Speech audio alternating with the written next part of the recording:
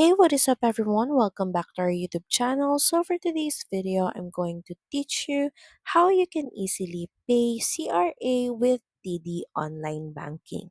So all you have to do is head over to td.com and log into your account. Next is from the account screen, just select Pay Bills option from the left menu. Then next, from the Canadian payee list, just select the box for your intended payee.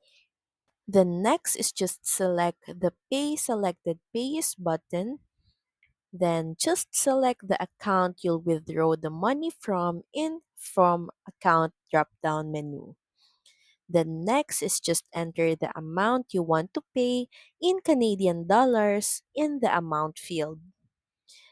Next, in the frequency drop-down menu, choose a one-time or recurring payment. Select one time if you're sending a one-time payment. Select recurring if you plan on making this payment more than once. Then lastly is just review if all the information that you entered is correct, and once done, just click on the finish button. A message will then appear with a confirmation number for your records. So that's pretty much it. Thank you very much for watching this video. I hope that you find this video helpful. And if you do, please don't forget to like, share, and subscribe to the channel. Now we'll see you again on the next one.